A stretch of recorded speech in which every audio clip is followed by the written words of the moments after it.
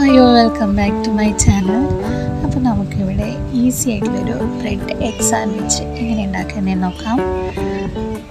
അപ്പോൾ ഇതേ നമുക്ക് വീഡിയോയിലോട്ട് പോകാം.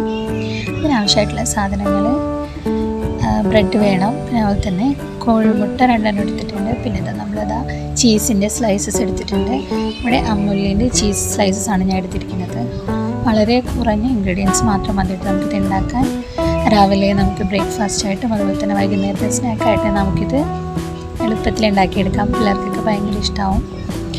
പിന്നെ നമുക്കൊരു പാത്രത്തിനകത്തേക്ക് മുട്ട പൊട്ടിച്ചൊഴിക്കാം.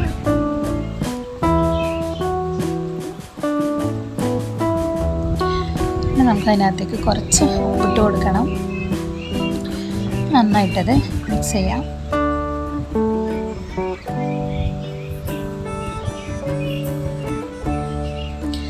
നമുക്കിത് ഇതുപോലെ ഒരു പാൻ അടുപ്പത്ത് വെച്ച് കൊടുത്തിട്ട് അതിലേക്ക് നമുക്ക് ഒരു 3/4 ടീസ്പൂൺ ബട്ടറാണ് ഞാനിവിടെ ചേർത്ത് കൊടുത്തിരിക്കുന്നത്. ബട്ടർ നമുക്കൊന്നെടുത്ത് മെൽറ്റ് ചെയ്യാം. അതിന് പകരം വേണമെങ്കിൽ നിങ്ങൾക്ക് ഓയിലോ വെളിച്ചെണ്ണ എന്തോ വേണമെങ്കിലും യൂസ് ചെയ്യാം കേട്ടോ.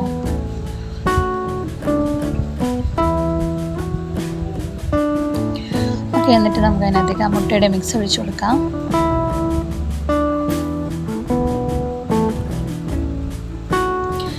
നമുക്ക് അതിനകത്തുള്ള ബ്രെഡ് സ്ലൈസസ് അതിൽ ജസ്റ്റ് ഒന്ന് ഡിപ്പ് ചെയ്തിട്ട് ഇട്ട് കൊടുക്കണം.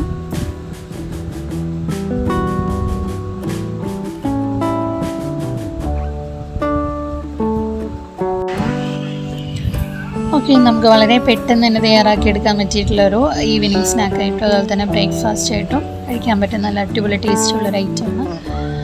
അപ്പോഴത്തേക്കും നമ്മൾ ആ മുട്ടയ്ക്ക് അത്യാവശ്യം ഒരു വശത്ത് വെന്ത് വന്നിട്ടുണ്ട്. ഇനി നമുക്ക് പതിയെ അതൊന്ന് പൊട്ടാതെ മറിച്ചിട്ട് കൊടുക്കണം.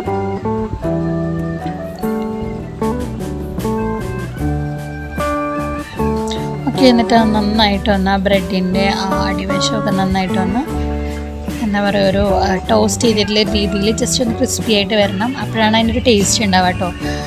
അപ്പോൾ അതുവരെ നമ്മളൊന്ന് വെയിറ്റ് ചെയ്യാം.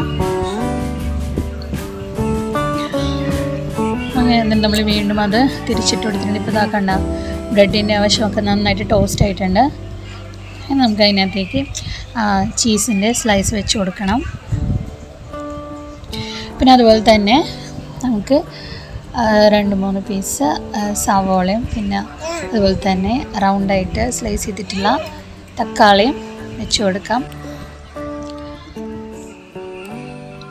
ഓക്കെ, എന്നിട്ട് നമുക്ക് ആ 2 സൈഡിൽ നിന്നും അതിനകത്തേക്ക് തിരിച്ചിട്ട് കൊടുക്കണം. ഇതുപോലെ സെൻറ്ററിലേക്ക് മടക്കി വെച്ച് കൊടുക്കണം.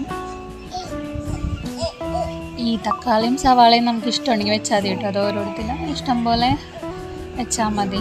ചില ആളുകൾക്ക് അതിൻ്റെ ടേസ്റ്റ് അങ്ങനെ ഇഷ്ടമാവില്ല, അപ്പോൾ അതുകൊണ്ട് വെക്കേണ്ട ആവശ്യമൊന്നുമില്ല. അല്ലെന്നുണ്ടെങ്കിൽ നമുക്കത് ഇതുപോലെ ചെയ്തെടുക്കാം. എന്നിട്ട് നന്നായിട്ട് ആ ചീസ് ഒന്ന് ജസ്റ്റ് മെൽറ്റ് ചെയ്ത് വരുന്നവരെ ഒന്ന് പാനിൽ തന്നെ നമ്മൾ തിരിച്ചു മറിച്ചൊന്ന് ഇട്ട് കൊടുക്കണം. ഓക്കെ, ഇത്രയേ ഉള്ളൂ. അപ്പോൾ നമുക്ക് വളരെ പെട്ടെന്ന് നല്ല ഈസി ആൻഡ് ടേസ്റ്റി ആയിട്ട് ഉണ്ടാക്കിയെടുക്കാൻ പറ്റിയിട്ടുള്ള ഒരു ബ്രെഡ് സാൻഡ്വിച്ചിൻ്റെ റെസിപ്പിയാണ് ബ്രെഡ് ആൻഡ് എഗ് സാൻഡ്വിച്ച്. ഇതിനകത്ത് നമുക്ക് വേണമെങ്കിൽ ചിക്കൻ ഷ്രെഡ് ചെയ്തത് നമുക്ക് ഇട്ട് കൊടുക്കാം. അപ്പോൾ ഇതിനകത്ത് ചിക്കനും കൂടെ ആഡ് ചെയ്താൽ മതി. ഇതിപ്പോൾ ജസ്റ്റ് നമ്മൾ എഗ്ഗ് മാത്രമായിട്ട് യൂസ് ചെയ്തിട്ടാണ് ഇങ്ങനെ ചെയ്യുന്നത്. ഇനി നമുക്കിത് ആ പ്ലേറ്റിലേക്ക് അത് വെച്ചിട്ട് ഒന്ന് ഇതുപോലെ ഒന്ന് മുറിച്ച് കൊടുക്കാം. കട്ട് ചെയ്ത് കഴിയുമ്പോഴത്തേക്കും കണ്ട നമ്മൾ അതിൻ്റെ ഉള്ളിൽ ചീസൊക്കെ അത്യാവശ്യം മെൽറ്റ് ചെയ്ത് വന്നിട്ടുണ്ട്. ഓക്കെ, അപ്പം നമുക്ക് അധികം ഇൻഗ്രീഡിയൻ്റ് ഒന്നും ഇല്ലാതെ തന്നെ നല്ല ടേസ്റ്റി ആയിട്ട് നമുക്ക് ചെയ്തെടുക്കാൻ പറ്റിയിട്ടുള്ള ഒരു ബ്രെഡിൻ്റെ റെസിപ്പിയാണ്. ഇത് ശരിക്കും ഒരു സ്ട്രീറ്റ് ഫുഡ് ഐറ്റത്തിലൊക്കെ പറ്റിയിട്ടുള്ള ഒരു ടൈപ്പാണ്. പിന്നെ അതിൻ്റെ ഒരു ഷേപ്പ് കണ്ടിട്ടാണ് ഞാൻ ആ ബ്രെഡ് സാൻഡ്വിച്ച് എന്ന് പറയുന്നത്. നമുക്ക് വേണമെങ്കിൽ ചിക്കനും കൂടെ ചേർത്ത് കൊടുത്താൽ അതൊരു ചിക്കൻ ബ്രെഡ് സാൻഡ്വിച്ച് നമുക്ക് വേണമെങ്കിൽ പറയാം കേട്ടോ. ഓക്കെ, അപ്പോൾ കഴിച്ചിട്ട് നല്ല ടേസ്റ്റി എന്നൊക്കെ പറയുന്നുണ്ട്. നമ്മളിടയ്ക്ക് ഇവിടെ ഉണ്ടാക്കാറുണ്ട് കേട്ടോ. അപ്പം ഓൾറെഡി കഴിച്ചിട്ടുള്ളതുകൊണ്ട് അറിയാതെ നല്ല ടേസ്റ്റാണ്. സനുവിനും പിള്ളേർക്കൊക്കെ ഭയങ്കര ഇഷ്ടമാണ്. അപ്പം നിങ്ങൾ ഇതുപോലെ ഒന്ന് ട്രൈ ചെയ്ത് നോക്കണം കേട്ടോ. അപ്പോൾ ഓക്കെ, നമുക്ക് ഇതുപോലുള്ള ഈസി ആയിട്ടുള്ള അടുത്ത എന്തെങ്കിലും റെസിപ്പി ആയിട്ട് വരുന്നവരെ താങ്ക്സ് ഫോർ വാച്ചിങ്. ബൈ.